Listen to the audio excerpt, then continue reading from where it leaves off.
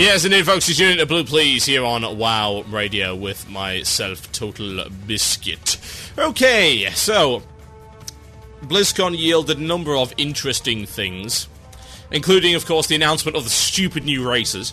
Yes, I still believe they're stupid new races. But there is one thing that I do view as being a positive outcome from the entire debacle. And that is, quite simply, the addition of new racials which are vastly overpowered in comparison to everything else. Let me tell you why that's good. You're cocking your head sideways right now, aren't you? Yes. I can see it through the internet. You're saying, Total Biscuit, what are you doing? You cannot possibly be advocating overpowered racials or overpowered anything. You must be advocating perfect balance, yes? Or I will become very, very upset. And my voice will get progressively higher. That would be horrible. Hope you didn't do that. If you did, slap yourself and take a good, long, hard look at your life before I send you a strongly worded letter. Alright, so they came up with a bunch of racials which were, of course, immediately condemned as vastly overpowered. Oh, no! Can't have that! Overpowered racials in races that aren't even out yet. Inconceivable. Be horrendous. How dare you, Blizzard? How dare you! You don't think of the nerves of your poor players?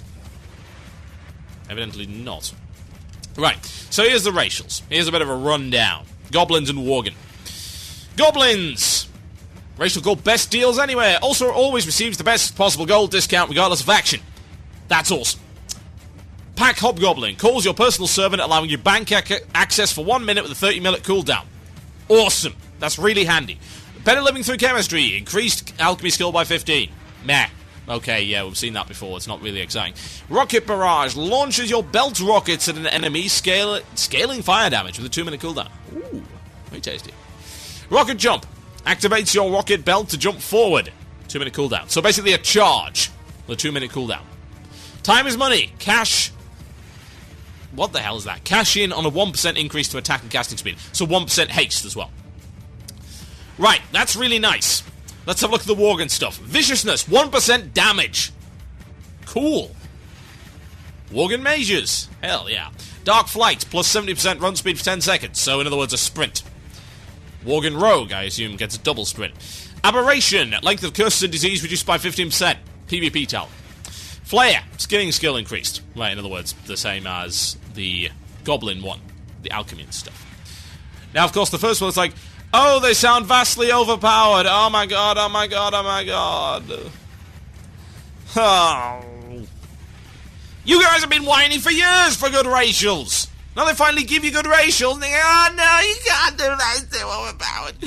Oh, right, listen to the BlizzCon stuff, people. The idea behind this is that, yes, we've got vastly overpowered racials. Cool, they've got great utility, they give great bonuses. That's good. And we're going to revamp the other racials to make them equally as good. It's part of a very simple design philosophy that I almost always agree with. The reason I almost always agree with it is because it's fun, and it allows you to make a distinctive choice. Yes, a distinctive choice. Something that matters. You know what I like in games? I like making a choice that gives me advantages and disadvantages. Now, it's unfortunate that Blizzard decided to go down the road with racials. And now, with the homogenization of classes, those two, that you're not allowed a disadvantage. Yeah? You don't see a Tauren getting a disadvantage of any sort. They only get advantages. It's like, here, have the carrot, but there's no stick involved. I don't agree with that. Here's a game I've been playing lately. DDO, Dungeons & Dragons Online. I made a choice when I picked my race.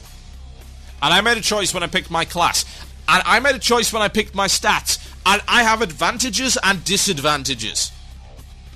That does not happen in World of Warcraft, and I think that's actually a weakness of the game, honestly. I think they're way too soft touch with their choices.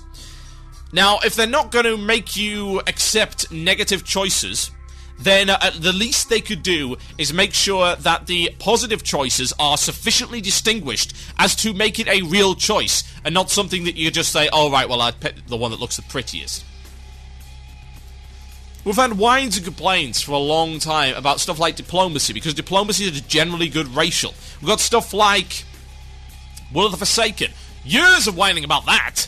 Hey, it's a good racial. Better nerf it. Better nerf it. No, you better not nerf it. The point is, everything... This is actually an argument I made years ago, and I've stuck to it to this very day. And oh, look! Vindication! Oh, yes. Vindication, folks. Said it before. I'll say it again. Make them all as good. Make them all as good as that, and everything will be awesome. Hallelujah. Hallelujah. Hallelujah. Hallelujah. Simple as that. And look, Blizzard have adopted that idea. They understand that racials have not been implemented as well as they could be, that the nerfs to racials over the course of the year have harmed the game. They have harmed the variety. They have harmed the sense of choice. And that's a bad thing overall. And that caving into whiners on that particular subject is a bad call. So what did they do? They created some OP racials. And they're going to revamp everything to be in line with those racials. Great. Now they've played it really well here, because they've provided a bunch of pretty unique looking racials that distinguish the race in terms of something that you make a choice to play beyond the mere cosmetic. And they're well themed. I think the Worgen stuff is not quite as well themed as the Goblin. You know, the whole time is money friend and stuff like that, and the best deals anywhere. Yep, that's really well themed. That fits so well. If there's anything that I really complain about, and there's a lot of things to complain about with racials, but one of the things that I pick up on specifically is the fact that racials don't always fit. Yeah? They're like they're shoehorned in there. Like human diplomacy, for instance. What? Diplomacy? What about every man for himself? That doesn't even mean anything. Will of the Forsaken, now that makes sense. Yeah? But every man for himself, we also know, is quite similar. Yeah? It's basically a trinket. Will of the Forsaken makes sense for various reasons, including reasons based in the lore. It's like, well, effects like this are a little bit harder on something that's half dead. And yes, you've got to have extreme willpower to have broken away from the Scourge in the first place. So you're dealing with characters who have extreme willpower, therefore have the ability to use that willpower as a defense. Okay, I can accept that. Then we've got other stuff, like every man for himself. Where's the logic in that? I see maybe there's a bit of logic in diplomacy, but every man for himself? No, it's shoehorned in. It makes no sense. It has only any relation to humanity by the fact that it's got the word man in it. That's it. When have the humans been known as like, we stand alone, we are great solo fighters or whatever? No, you always ally with people. You're always relying on the elves and the dwarves and shiz like that. So where does that make any sense? Now we've got something like Dwarven Stoneform. That makes sense. But then we've got the Voodoo Shuffle for trolls. What?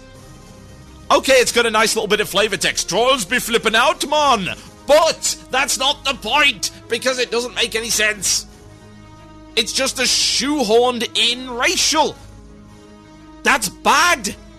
Shoehorning in the racials is bad for variety, it's bad for the lore, even though I don't care about it, it's bad for the sense of identity. And how many times have I told you how important it is to have a sense of identity in an MMO when you've got a million identikit characters? Really important. You want to stick with it, you want to keep your consumers sticking with the game from month to month, then they must identify with their character, they must place some sort of intrinsic value on it, and they must want to continue to play for the purpose of advancing their character. Thereby, they must like their character, and they must feel at home with their character and with their choice. If I choose a troll, I expect troll-related stuff, like berserking. That makes sense. Bow specialization? Not really. Because they never used bows in any of the games. They threw spears. None of the games had them using bows, to my knowledge. Maybe Warcraft Orcs and Humans did. I never played it. Warcraft 2, Warcraft 3, no trolls with bows that I can see. Oh no. Explain that one to me.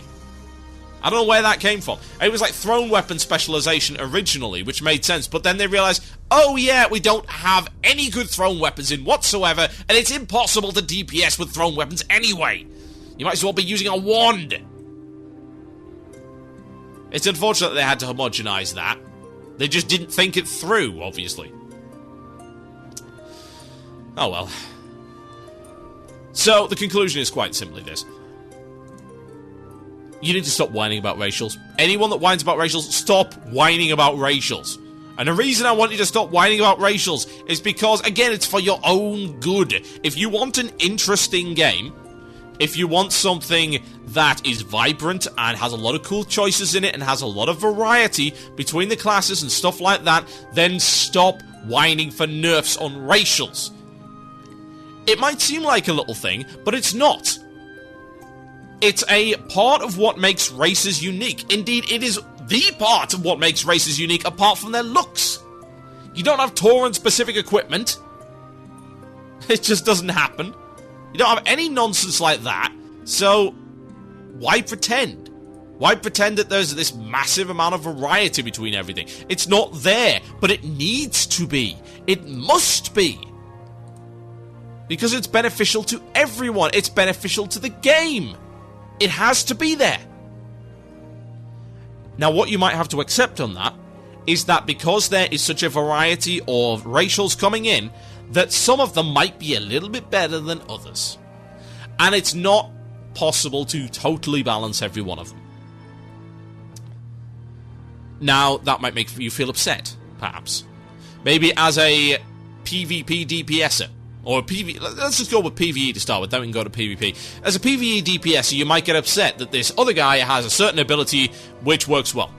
And it is more effective in PvE in terms of the ability to put out damage than your ability. Suck it up. Honestly, suck it up. And I say that because why do you need to be absolutely equal with everybody else? There is enough of a difference between how people perform to render that entire thing moot. You're assuming that everyone in that raid is perfect, and that everyone in that raid DPS in the most optimal way, that everyone in the raid is wearing the same gear, and then the only differentiation, if everyone's playing the same way, perfectly in the same gear, is, with the same spec of course as well, and the same class, is the differentiation in racials. Never gonna happen. Entirely theoretical. Entirely hypothetical. It's just pure theorycraft. You can't always balance on pure theorycraft. The reason is that it doesn't take into account reality and the way that people actually play, the human element. You'd be surprised how many people I've had to talk to recently who go pure theory on a variety of things. Like some moron in Something Awful Forums, for instance, was arguing today. Funny enough, it was in a thread about Bobby Kotick. Ugh. He was arguing that, oh, well, there is absolutely no connection whatsoever in the productivity and performance of an employee with how much job satisfaction and what a good working environment they're in. Yeah, so if the guy is you say the employee's unhappy, he expects, because of his amazing metrics and his amazing statistics, based, I would imagine, on soulless robots, that the employee is capable and willing, more importantly, willing to perform exactly the same way if he's in a poor working environment with poor procedures and poor staff policy. Bollocks! Yeah, so throw your theorycraft out of the window and think about it for a second from the perspective of the player. Is it not more important to encourage more variety within the races, more variety within the classes, more variety in the player base in general, than balancing your spreadsheet? If I've got to sacrifice something, I will willingly sacrifice bits of balance. Because it's not all about the numbers. It's about how you play. Here's an analogy. Street Fighter 4. I played Dan. I played Dan in Street Fighter 4. He is numerically? What the hell's that? Numerically inferior in almost every respect to basically every character on there. He is the bottom tier. You want to know why I play him? Because he's fun. I don't expect Dan to be balanced at the same level as anything else, or indeed some of the other characters. You can't balance every character against every other character, and if you do, you kill the variety anyway. Yes, I expect overall balance, which is what I expect in WoW. I expect good overall balance, but I do not expect identikit balance or perfect balance, especially not at the expense of variety. Variety must take precedent. It must. My name is Total Biscuit, you're listening to Blue Please here on WoW Radio. I promised it, I shall provide. Oh god. This could turn out really badly. Ask the Murloc live, folks. Let's give it a shot. Enjoy.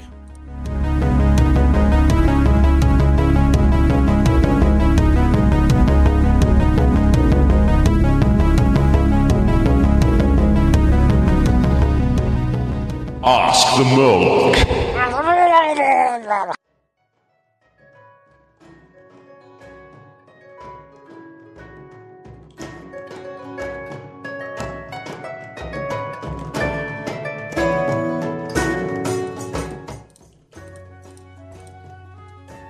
No. I am not interested in taking a survey. Yes, I am well aware it will take just a few minutes of my time, but I can guarantee, you pestilent piece of pizzle, that you cannot afford even a few seconds of my time. No, you may not call back later, and if you ever waste my precious time again, I will personally send someone to chop off your ears and feed them to my dogs. Good day, sir. I knew it was a mistake to have this goblin communication device installed. One can never get a moment's peace. Oh, Lord, is it really that time again? Why can't you rotters find your own answers for a change? Are you really that moronic? Well, yes, I suppose you are. It is fortunate that the Murloc is here to offer you his magnificent benevolence. Otherwise, who knows where you'd be? Probably face down in a gutter somewhere, or fed to an angry bear. And let me tell you, angry bears are no picnic. Personal experience, you know, aggressive creatures, yes. Lay your piffling problems before me, and perhaps the Murloc shall be merciful. Let's see here. Dear Murloc, I am having difficulty choosing between a priest and a paladin. Both seem equally capable healers. Which one should I choose? Ah, yes. The eternal conundrum. Though I have no doubt that were it available, all of you snivelling babies would take the easy way out and roll Burger Flipper. Yes, I can see it now. Celebrating over your new Tier 10 apron and branded baseball cap, bought with emblems of failure. Oh, and don't forget the 300 DPS rated spatula of the imbecile. The choice between a paladin and a priest. It's a simple one. If you are a prancing Nancy with a bleeding heart and a fear of sharp and blunt objects, pick a paladin. Otherwise, pick a priest. The difference in effectiveness is negligible. It really comes down to just how obnoxious you are. Now, what else do we have? Yes. Dear Murloc, I am having trouble getting into a raiding guild. Could you please give me some tips on how to write a good application? Yes, indeed. Naturally, the Murloc is the world's best application writer. However, the Murloc must tell you that the man in the channel by the name of Sarah, who is spamming Maple Story, is absolutely pathetic. He is a blight upon humankind in general. A blight on this earth. Absolutely moronic. And see what the Murloc shall do to you. The Murloc shall ban you immediately. Yes, death at the hands of my dogs. Fed to the hounds, good sir. Fed to the hounds. You fool! Crossing the Murloc's territory, entering the Murloc's house without permission. I'll tell you what's amazing about idiots. What is fantastic about idiots? What is so wonderful about idiots? Possibly the only thing that is wonderful about idiots is they are so bloody predictable. Now where was I? Yes. Naturally, the Murloc is the world's best application writer. As to why I should bestow my secrets upon one so snivelling, I cannot fathom. However, the Murloc is both magnanimous and magnificent. The first thing you should ensure is to ensure that you use a previous application from a past guild. Don't alter or tailor it in any way. That would be to admit that your first application wasn't perfect. No weakness. No. Can't represent weakness in front of your guild. Absolutely not. You must be strong. You must be brave. Register for the guild's forum and post the application in every forum you have access to ensure that they see it promptly. You should also post the exact same application on every other guild in the Realms forum, regardless of whether or not you are interested in joining. This will show that you are hot property and to be fought over by the best of the best. Once you have done so, you must immediately log on to their realm and demand an answer from one of their officers. Don't even give them the time to read the application. They will be impressed by your proactive and enthusiastic approach to recruitment. Should you for some reason encounter resistance, challenge the officer to a duel, regardless of what he's doing. A good time to do this is when the officer is in the middle of a raid. This will demonstrate how sincere you are about joining. If he refuses, call him a coward and insult his heritage. Under such a barrage of excellence, the officer can only accept you into the highest echelons of his guild and shower you with epics. Yes. Okay, one more and then I'll give you blithering idiots a 10-second head start before I unleash the hounds. What's this? Dear Murloc, how would you deal with a troublesome guildie who keeps complaining that she isn't getting enough items? Well, I would assume that your guild has gotten past Nax 25, which I like to call the kindergarten of raiding. If that is the case, the best bet would be to force her to run into pugs over and over and over and over again. For items, of course. Yes, Nax 25 items. How pathetic. I can guarantee that will shut her up. Failing that, of course, since some of those dastardly womenfolk can be incredibly persistent, I would suggest the following scheme. For every obnoxious and whiny thing she says, the Master Looter should take an item she wants and then DE it in front of her. After that, they should give the crystals to a Lobby in Orgrimmar and instruct the Lobby, in return for the crystal payment, to ask her for boosts over and over again until she gives in. If she refuses, threaten her with a G-kick. I can guarantee that after a 50th run through Shadowfang Keep, she'll never, ever, ever ask for another item again. Failing that, I suppose you could push her down a well, IRL. Now get out of my house, you blithering fools! A disgrace to humanity, all of you! Go play Maple Story, or whatever other nonsense you have! Ha ha! Ask the Murloc.